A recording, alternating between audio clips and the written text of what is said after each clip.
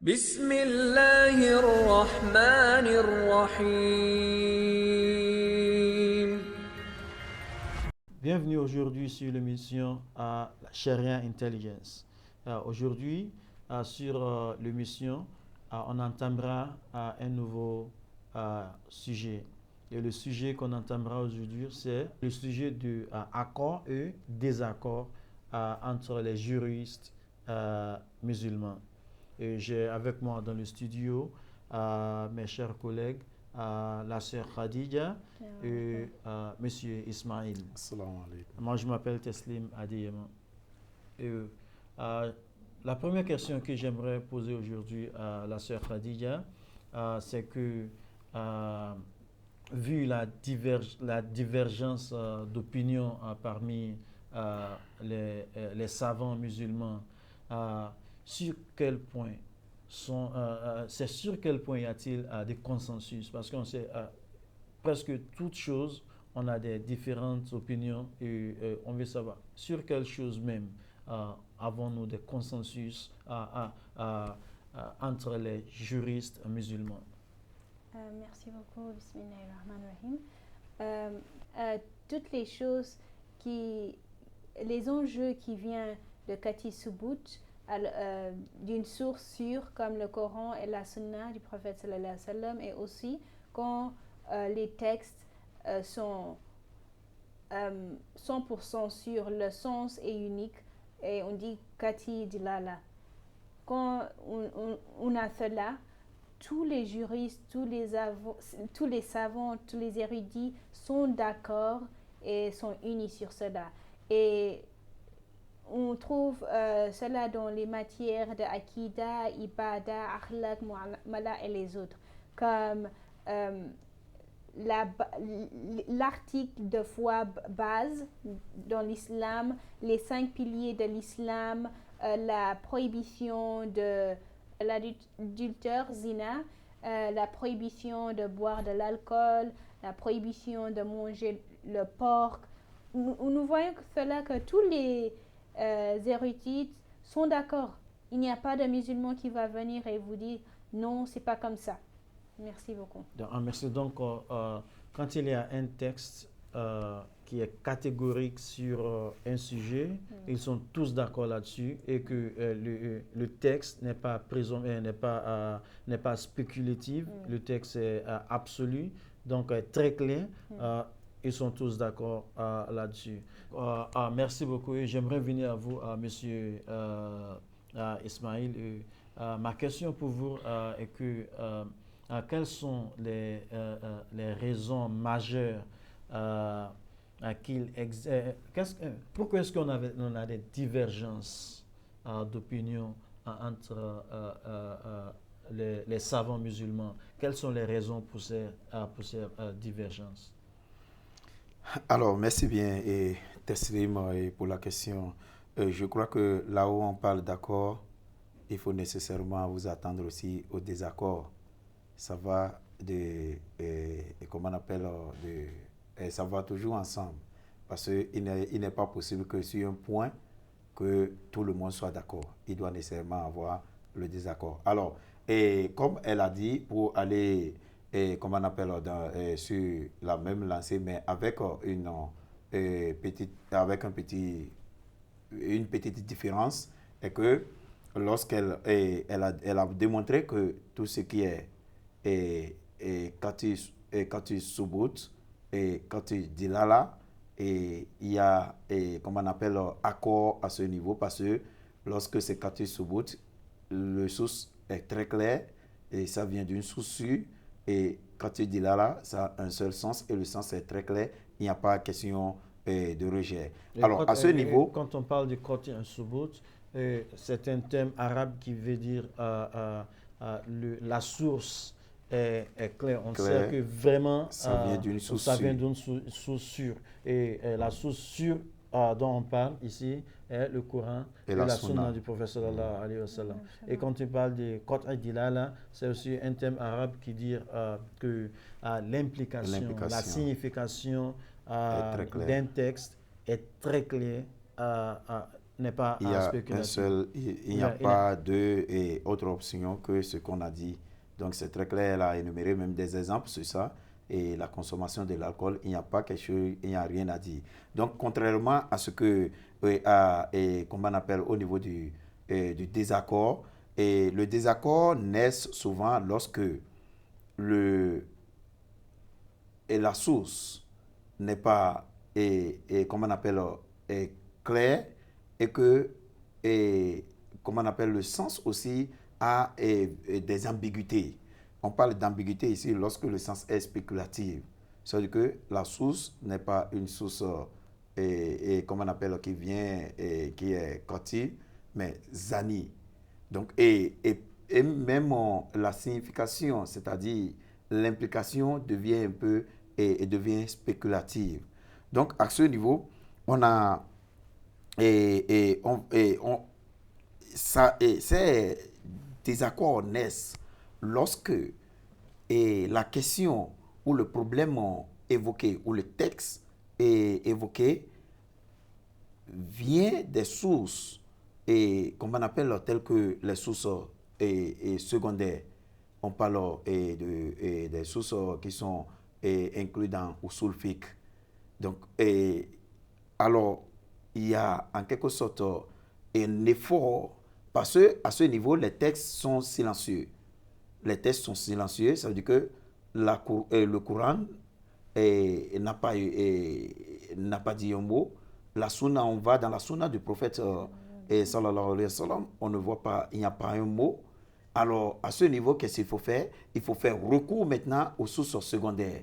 Et c'est là même l'ambiguïté commence par naître. Parce que maintenant que les sources primaires n'ont rien dit, alors qu'est-ce qu'il faut faire? Il faut maintenant utiliser notre propre raison que nous appelons ijtihad. Donc, ijtihad.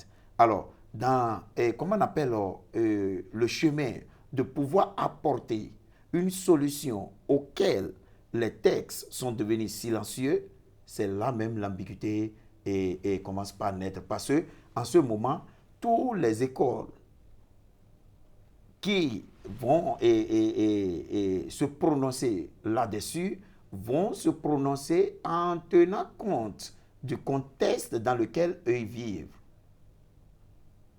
Parce que désormais, on a besoin seulement de leur intervention. On a besoin d'entendre ce qu'ils veulent dire par rapport au problème. Là, ils utilisent leur propre raison. Et en utilisant leur propre raison, ça veut dire que ce que vous allez dire, dans le même contexte, ou dans la même culture, dans la même forme, lorsque le message est envoyé de l'autre côté, l'école peut dire non, pour nous, et cette source que vous avez utilisée n'est même pas la source qui devait être appliquée là. Et pourquoi? Parce que tenant compte du contexte dans lequel eux, ils sont là-bas, tenant compte de la culture. Donc, il y a beaucoup, comment on appelle, de phénomènes qui agissent en ce moment-là. Et là, ça devient, le texte devient ambigu. Et il y a quand même ce qu'on appelle la spéculation qui naît. Et là, chacun apporte maintenant en ce moment, le désaccord devient un désaccord très, très éminent. Donc, aussi, lorsque nous venons dans les questions, comment on appelle, je ne peux pas dire innovation, des inventions. Lorsqu'il vient, nous venons aujourd'hui, parce que le monde que nous vivons aujourd'hui, nous vivons un monde contemporain. Et il y a beaucoup de choses qui se passent beaucoup de choses, beaucoup d'inventions auxquelles le prophète, pendant l'ascension du prophète, on n'avait pas vu.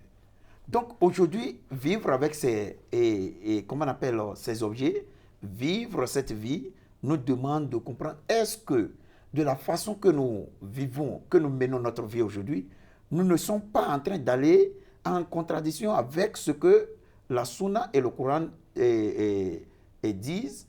Mais voilà que aujourd'hui le prophète n'est plus là. Alors qu'est-ce qu'il faut faire?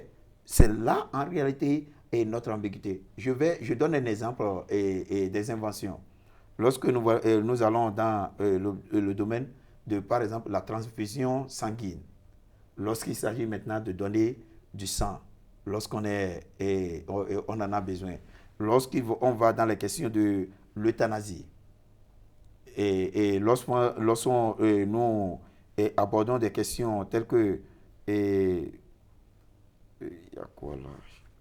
La photographie, le fil, et filmer les choses. Donc, vous voyez, il y a beaucoup d'inventions qui sont venues dans le monde qui n'ont pas été abordées dans le Coran et dans la Sunna, mais qui sont aujourd'hui des réalités avec lesquelles nous sommes en train de vivre. Et on n'a pas d'autre choix que de chercher quand même à les mettre dans le cadre pour que cela ne crée pas et ça ne contredise pas la sunna du prophète sallallahu alayhi wa sallam. Alors, où est-ce que je suis en train de venir? Le désaccord commence lorsqu'il y a des nouveaux ajouts, il y a des inventions auxquelles nous faisons face aujourd'hui et auxquelles le Coran et la sunna du prophète sallallahu alayhi wa sallam a été silencieux. Ils n'ont rien dit à ce niveau. Il n'y a pas un test évident, il n'y a pas une source sûre qui nous dit voilà, c'est accepté. Par exemple, j'ai évoqué des exemples, l'euthanasie, la transfusion sanguine et autres.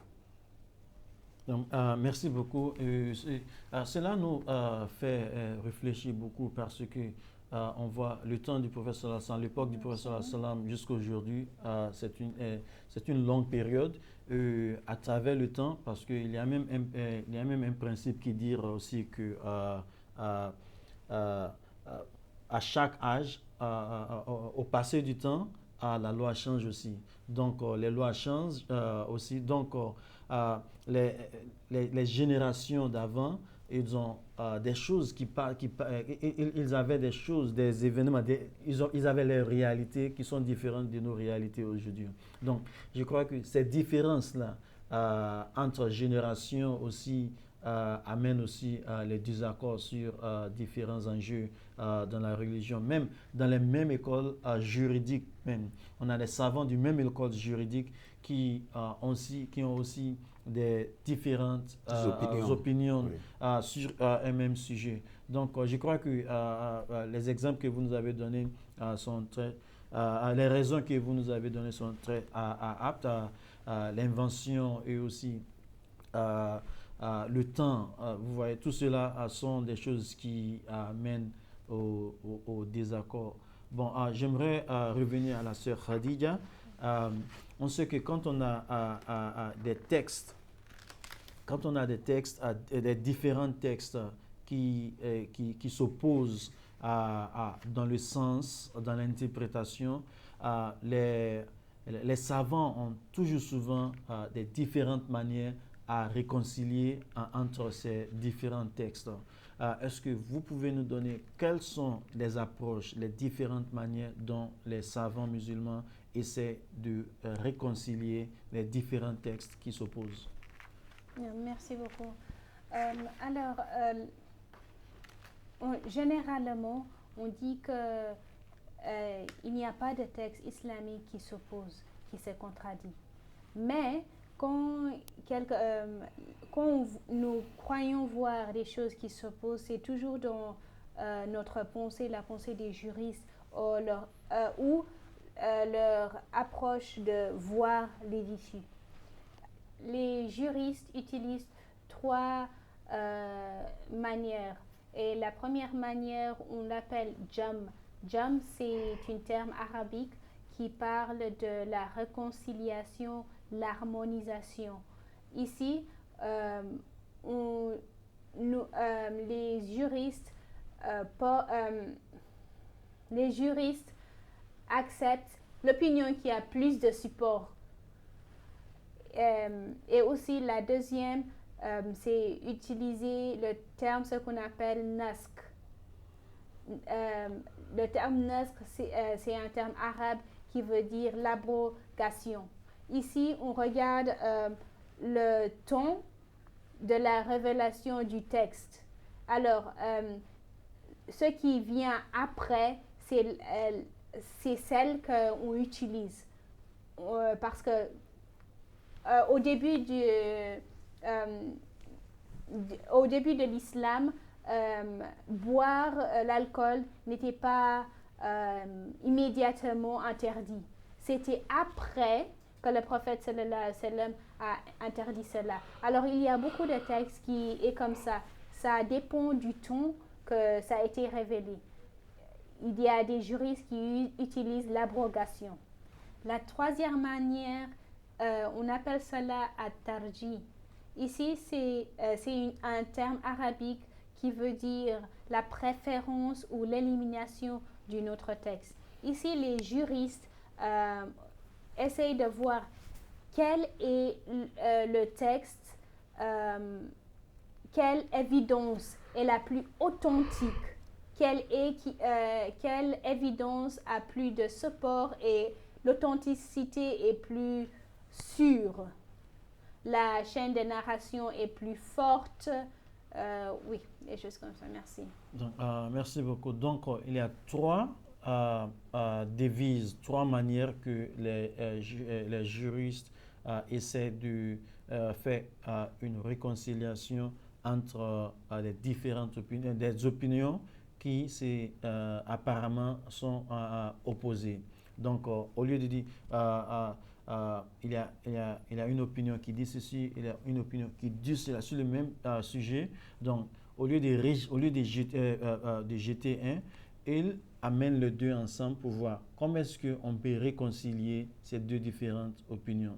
Ils ont leur approche, ils ont leur système pour réconcilier ce terme. Et le premier que vous nous avez donné, c'est le jam'. Ce qui veut dire qu'ils vont essayer de combiner les deux opinions et voir est-ce que c'est possible d'utiliser les deux ensemble. Et si ce n'est pas possible, on voit quelle d'entre les deux opinions a le plus de support dans les sources de la charia, dans les sources de loi de la charia. Ils décident sur cela. Donc le deuxième, c'est le nasr. Ce qui veut dire on prend toujours l'évidence la plus récente.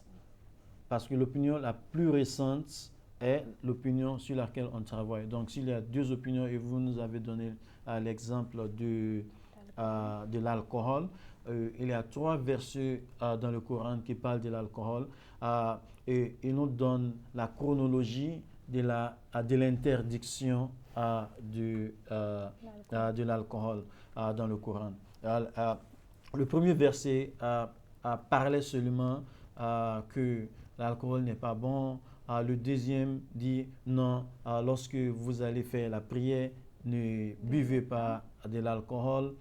Mais il n'interdisait pas, il donnait seulement les conditions. Le premier verset disait seulement que l'alcool n'est pas bon, ne prenez pas l'alcool. Non, l'alcool n'est pas bon, il nous décourageait, il nous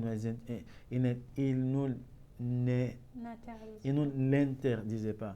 Mais le deuxième dit non, c'est seulement lorsque vous allez faire la prière, ne prenez pas l'alcool.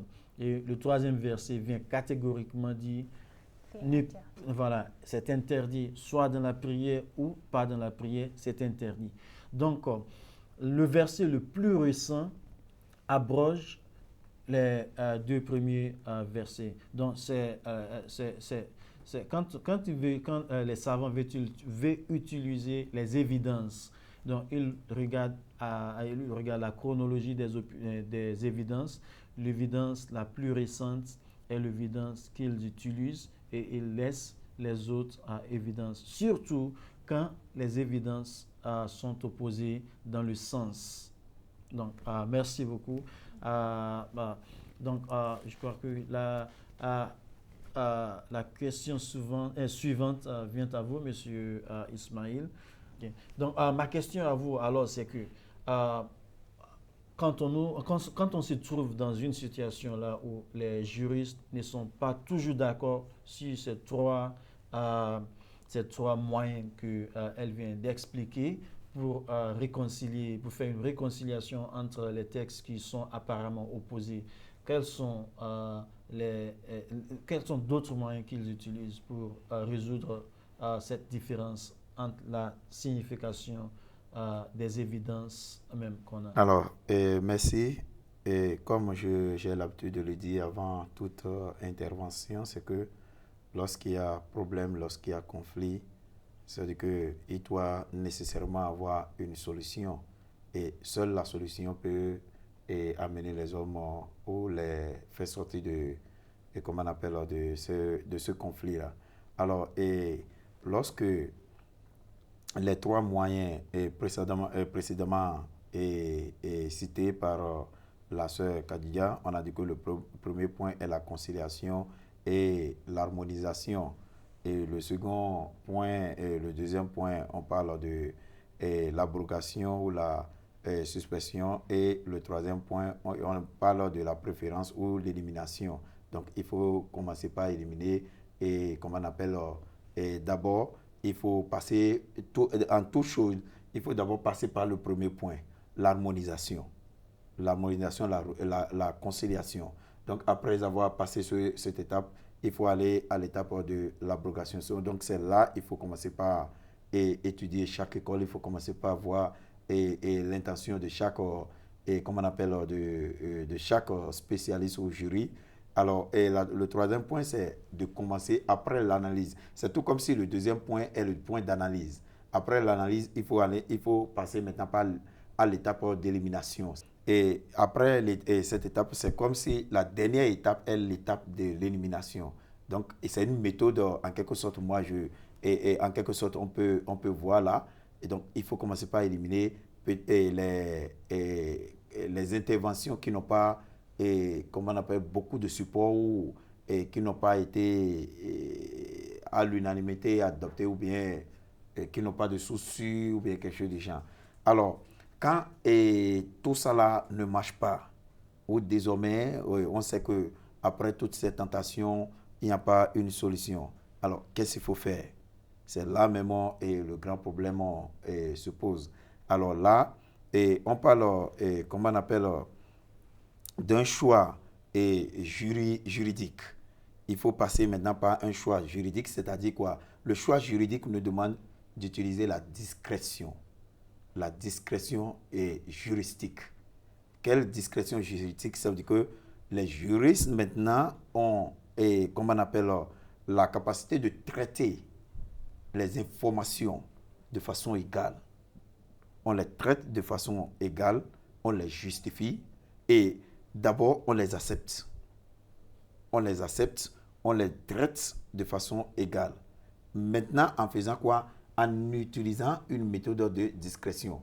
Et cette méthode de discrétion, c'est quoi? C'est en quelque sorte, il faut utiliser maintenant votre, comment on appelle, toutes vos ressources intellectuelles, toutes vos connaissances, mais là, de façon discrète. Il ne faut pas venir dire, toi, parce que tu viens de l'école de Maliki, par exemple, c'est la raison pour laquelle votre opinion est toujours l'opinion de ceux.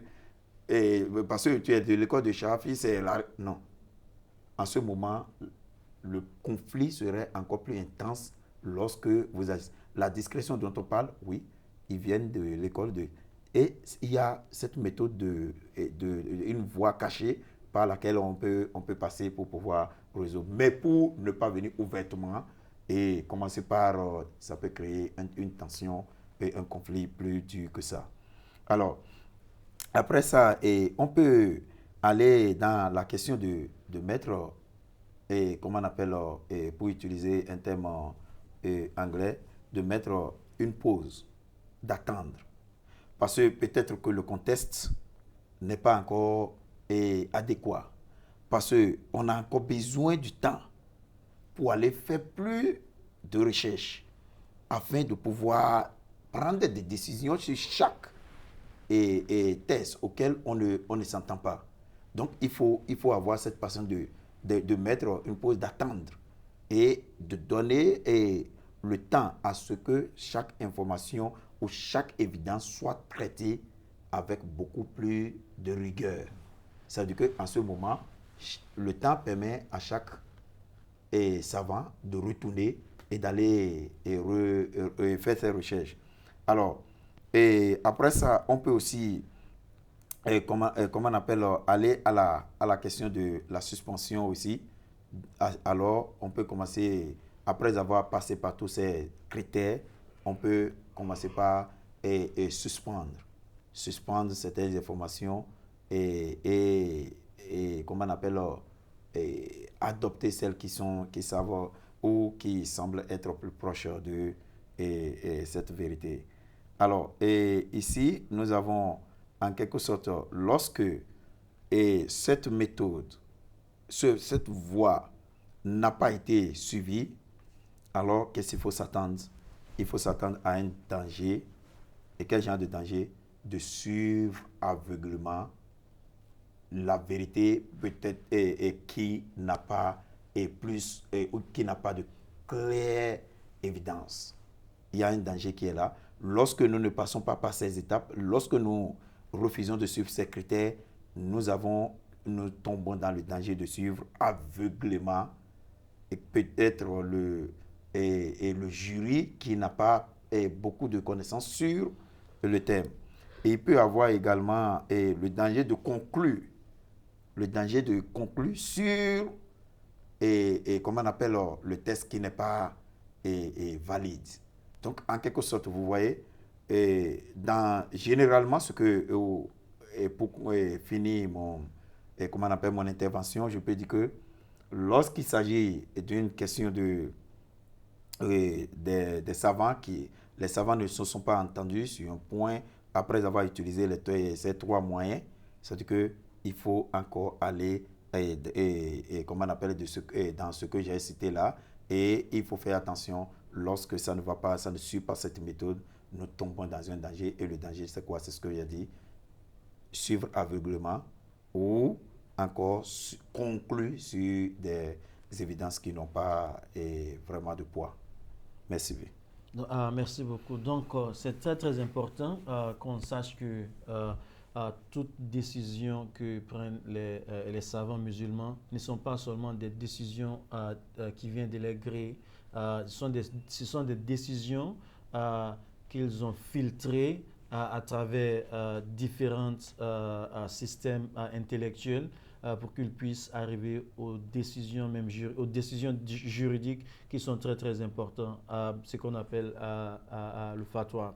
Donc, la sœur Khadija, la dernière question aujourd'hui, je crois, c'est que, oui, quelle est l'implication d'une situation là où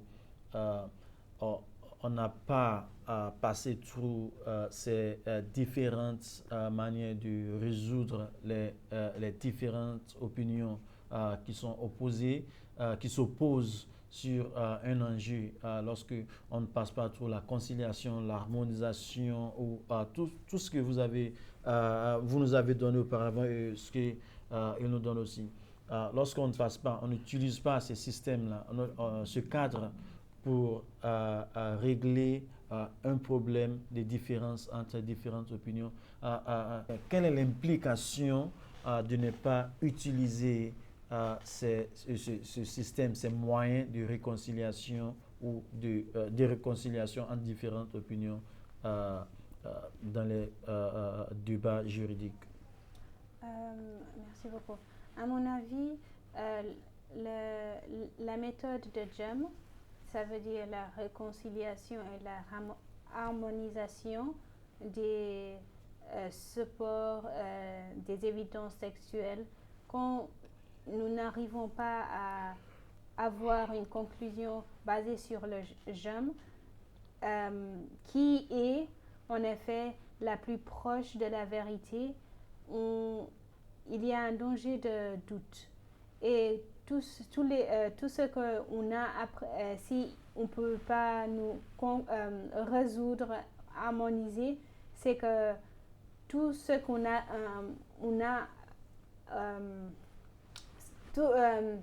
notre conclusion à la fin est inconclusif. Et alors, il y a toujours du doute. Et à mon avis, c'est meilleur de suivre le conseil du prophète sallallahu alayhi wa sallam quand il a dit, si on trouve de la doute sur une chose, c'est mieux de l'éviter complètement. et suivre ce que nous sommes sûrs.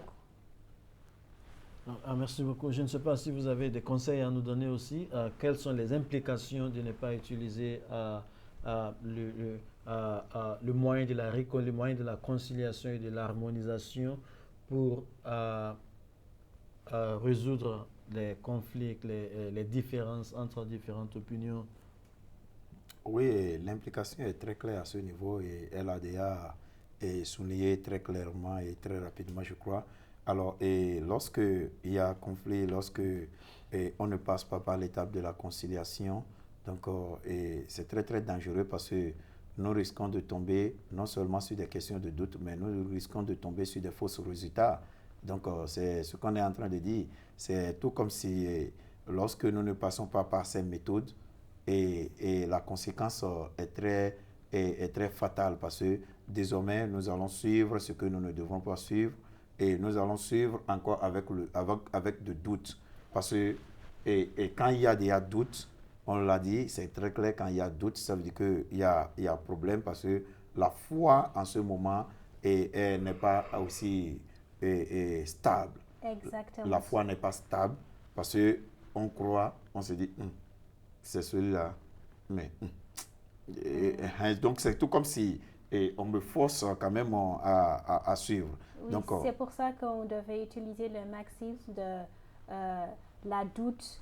le doute Le doit doute pas n'annule pas le doute la n'annule pas certitude. la certitude. Donc, la meilleure option, il faut suivre là où il y a plus de vérité. Alors, il faut suivre là où il y a plus de consensus. C'est-à-dire que de n'importe quelle situation qui se pose, il doit avoir là où il y a beaucoup plus de consensus, là où il y a plus d'unanimité, là où il y a plus d'opinion. Donc, là où il y a plus d'opinion, ça veut dire que là, la vérité est encore plus sûre à ce niveau. Il faut suivre, il faut savoir quoi suivre en ce moment-là. Alors, merci, je crois que c'est ce que je peux dire. Merci beaucoup. Et je crois que la diversité fait partie de la religion musulmane de l'islam. On doit respecter la diversité. Il y aura toujours des désaccords sur des opinions. Je crois que c'est très important qu'on respecte chacun qui a son opinion, qu'on les respecte, parce que le respect nous accorde l'opportunité de vivre ensemble en tant que musulmans, même si on a des différentes opinions, si quelques enjeux. La chose la plus importante, c'est qu'on reste musulman, on essaie d'amener la paix dans le monde, on essaie d'adorer Allah subhanahu wa ta'ala tel qu'il nous a dit de l'adorer, et on ne se bat pas entre nous. On ne parle même, on ne comprend pas les choses de la même manière, on a des différentes capacités intellectuelles. Donc, je crois que c'est très très important qu'on reste ensemble, qu'on vive ensemble dans la paix, dans l'harmonie, et qu'on essaie toujours d'étudier et de faire en sorte que les résultats, les conséquences de nos études nous donnent la possibilité d'envoyer la paix dans le monde. Donc, merci beaucoup d'être ici toujours avec moi. On est tous ensemble, on est toujours ensemble et on étudie ce sujet, et pour qu'on puisse enseigner aussi et faire des éclaircissements sur quelques termes pour la communauté musulmane.